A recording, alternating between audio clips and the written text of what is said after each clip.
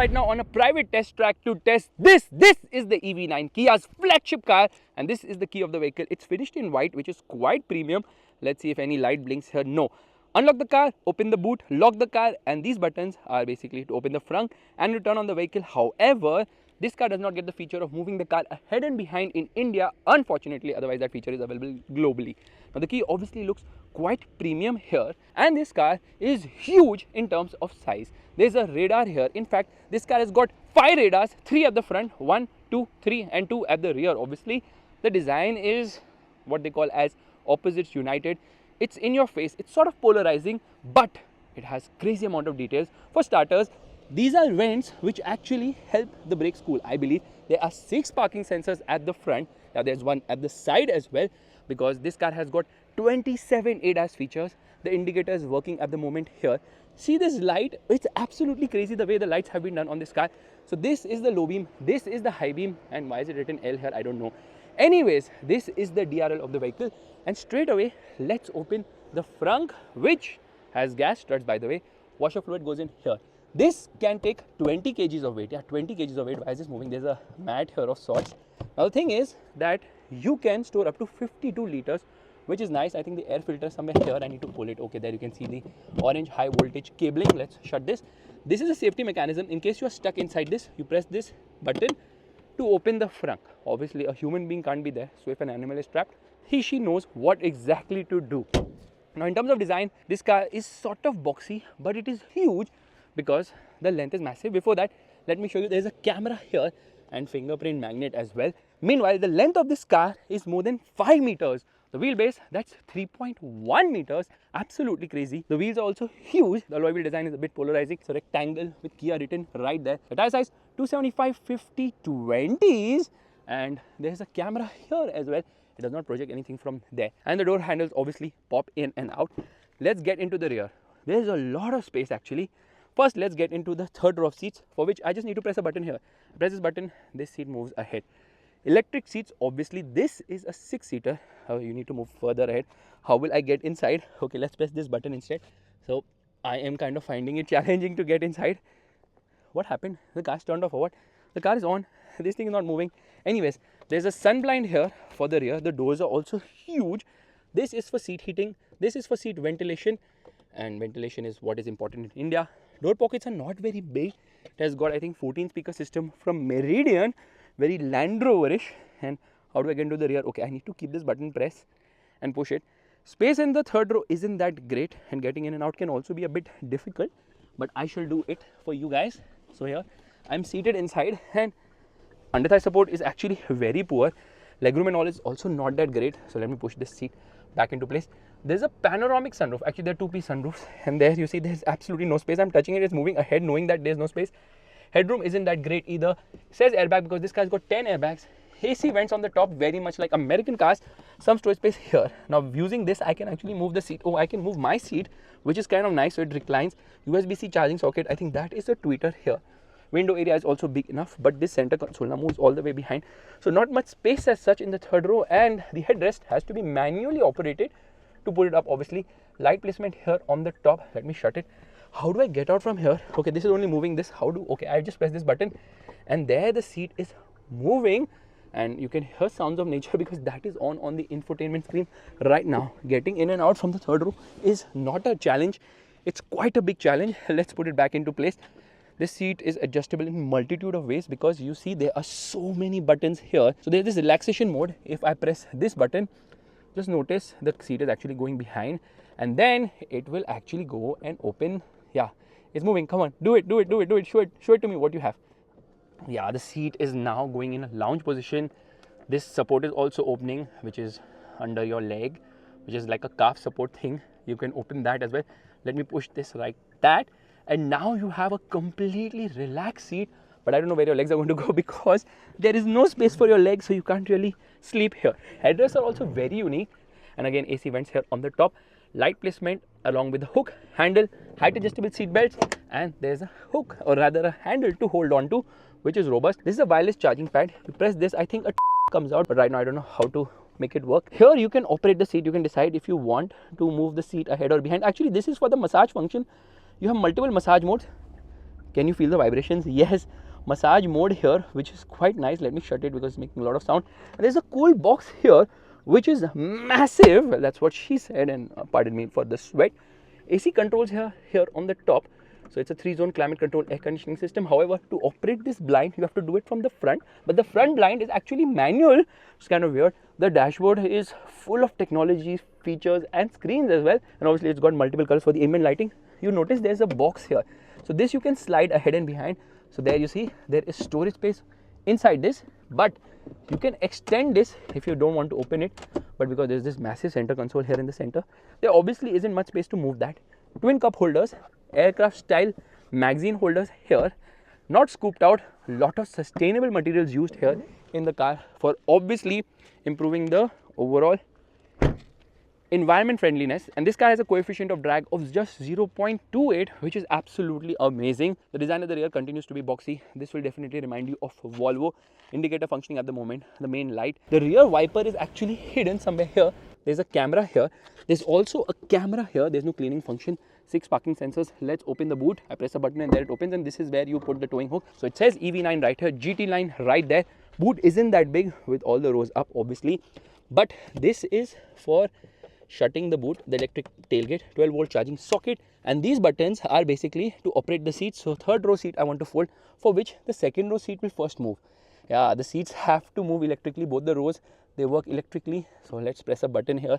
Come on, tumble the seats. It can be a bit slow to operate when compared to manual, because with manual you can just push things as fast as you want, and there the seat goes down. So once you do that, then this car is a proper 4-seater, because trust me on this car doesn't have much space in the third row, in spite of the fact that Kia has obviously tried its level best by giving it a huge wheelbase for better space. Obviously there's this charging port here, a regular charger. You can charge your laptop, you can run a toaster, you can run a mixer, everything, because it has got vehicle to load feature as well. Electric tailgate, press a button and there it shuts.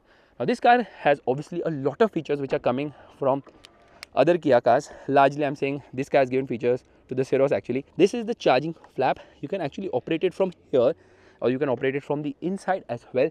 These roof rails should be functional, I believe, and obviously it has the blind view monitor as well. Now this seat is also adjustable in a multitude of ways, and because it's all about relaxation, you can extend this and then party from the driver's seat too. Yeah, this also extends all the way, which is kind of cool. Fuse box goes in here. This is the electric parking brake. Traction control button to open the boot of the vehicle, to open the front, and to open the charging port. Door pockets are not very big at the front, and obviously you have the power window controls, outside rear view mirror adjustment. Lot of buttons here because it has got seat ventilation, seat heating, steering heating.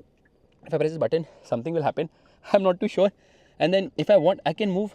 Yeah, obviously memory seats, so it also does memory. For the steering wheel, it says GT line right here. I love the way the headrests have been done. Very unique. You get a proper dead pedal as well, and so many controls to adjust the seat, which is amazing. You see how the gas selector is. That's also very unique, and there's good amount of storage space here. In fact, you've got multiple buttons. Firstly, this is for the USB-C charging, which also converts into Apple CarPlay, another USB-C, and this is for the 12-volt charging socket. Meanwhile, there's some storage space here with twin cup holders. You can adjust the way the cup holder is done. Wireless charging pad, some storage space here. This is for the parking sensor, this is for the parking camera, downhill assist and auto hold. Sounds of nature are playing at the moment. Let's shut this. Where's the volume controller? It is right here. And obviously it has got the blind view monitor on the screen, and there's a heads up display as well. The dashboard looks nice. This is a 9.6 inch screen, which actually gives you a camera display too. Here you get a mirror along with a light as well, and this also extends, which is expected. Sauce button is here. Kia Connect, which has I think 100 features or something of that sort, which is crazy. This is for the rear sunblind. For the front one, you have to operate it manually. In order to open the sunroof, you press this button and there it opens. Why could they not have given this one big fat sunroof which stretched all the way behind? I have no clue. Maybe because of the AC vents and the AC controls, they could not give it one piece unit, because this is kind of on the smaller side. And you see the ambient lighting here. Now, the glove box is not a glove box. It's sort of a drawer here with a lot of storage space on the inside. It has a light as well. Seats are super comfy, yeah? Amazingly comfortable seats. Good amount of space. Electric steering wheel, paddles for regen, obviously. Automatic headlights, automatic wipers as well. This happens to be a 12.3 inch screen. This is another 12.3 inch screen. And this is a 5 inch screen which is basically for the climate control air conditioning system. So technically this is a 30-inch Trinity screen, same as the Kia Ceros. Volume controller in the center, which is nice. AC controls which are physical, and some haptic controls here which you can't really see right now. So this is a usual thing which we have seen in Kia cars, even Hyundai cars for that matter. Come into seats, and there you can operate. Actually, when I talk about Hyundai cars, it's basically the Tucson, the new Tucson. You can operate seat heating, ventilation from here for the rear seats as well. Yeah, there you can change it. They call it the second row seat warmers here. It's a very slick screen, super fast to use. You have a valet mode. You obviously have weather, phone projection, wireless Apple CarPlay and Android Auto connectivity, something which has lately come to Hyundai Kia cars. Otherwise, you had to connect it through USB cables, which are placed right here. So yeah, the screen is amazing in terms of quality. This screen also changes. You can get into a lot of details like what is the power distribution, what is the compass view, ADAS function and all. Lot of buttons here, lot of buttons here. This is obviously for the audio system. The horn is decent, not that great. Drive mode is on the steering wheel. So when you change the drive mode, you can also link it to changing the color of the cluster. And then there's the terrain mode as well, because this is obviously having all-wheel drive. And this Kia logo actually illuminates, which is kind of nice and funky. It's a very comfortable car, looks quite nice. It's super duper wide as well. See, it says Meridian here on the tweeters, and speakers are placed here. The dashboard quality is nice. You've got soft materials almost everywhere, and then you have got USB-C charging sockets here. Yes, USB-C charging sockets have been placed here, and you have the boss mode, so you can actually operate this seat from behind as well. So that's how you actually make this a bed, by pushing this seat all the way ahead and then getting a lot of space to actually do whatever you feel like. But then it's got so many things from other Hyundai Kia cars that there's nothing striking here, because the Ceros is kind of giving us this screen's introduction, which obviously has a lot to browse through. So if I get into the screen, I can change a lot of stuff. I love the fact that it has got inbuilt navigation, which is phenomenal in terms of quality. Hyundai Kia has nailed this particular system. Let's come into the camera view, 360-degree parking camera. You can just turn the camera like this. There's no sunroof visible on this particular car, so attention to detail is not the best. There's the back view, there's another view, front view and all. So yeah, that is absolutely amazing. Let's actually come into reverse here. By the way, this thing will remind you of the IONIQ 5. I first saw it in the IONIQ 5. Well, that's not the best thing to see or show. Anyways, I love the quality of the cameras. It's absolutely phenomenal. Everything in this car in terms of quality, comfort, practicality, features and technology. But it's electric. How does it drive? Let's go. All right, let's start driving. Notice one thing, the steering actually moves when you unlock the car. And this is actually the start button. So I press this button and there it turns on. Okay, let me turn off the car. It does this nice sound effect with the Kia logo. Obviously, it says check rear seat for passengers. By the way, there's a camera here. It has only one camera for ADAS, which is obviously for lane keep assist. Let's turn on the car. Nice graphics here. I'll show you the three styles quickly. Style 1, style A, B, C, whatever.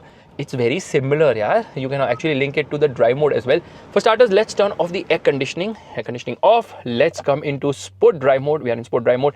Terrain mode does not matter at all. And straight away, we come into drive. Specialist timing gear is on right now, showing me the power distribution here. Turn on the camera. I don't know how long that's going to last. Left foot on the brake, right foot on the accelerator, and off we go.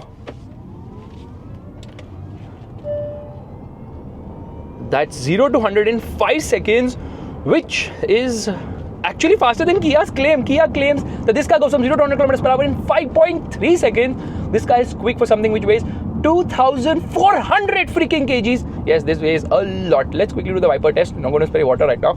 Other people also want to shoot this car.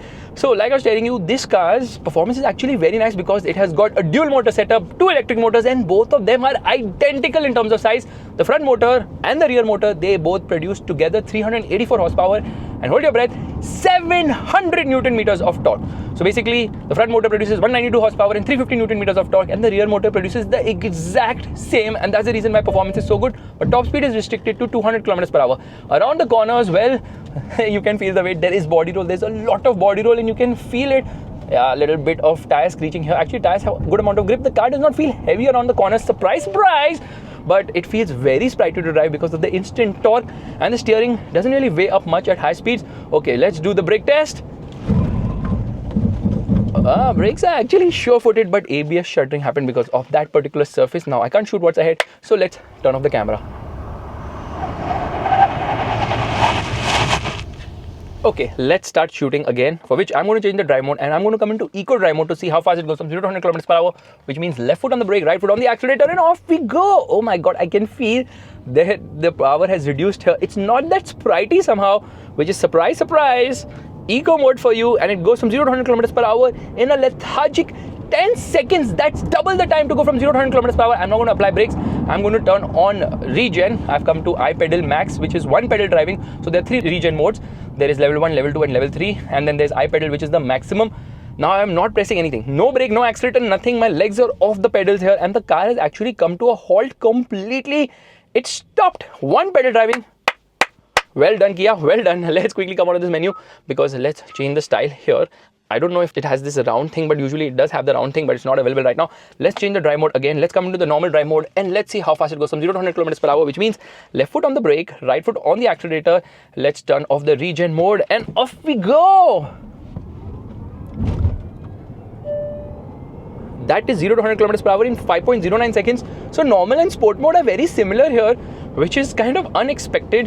What can I change here? I can change a lot of things, and it's so fluid to use this. I'm very impressed by Hyundai Kia's overall infotainment and telematics, which are amazing. Now this car is underpinned by the eGMP platform, which is the electric global modular platform, which is amazing actually, because somehow the car's weight cannot be felt at all.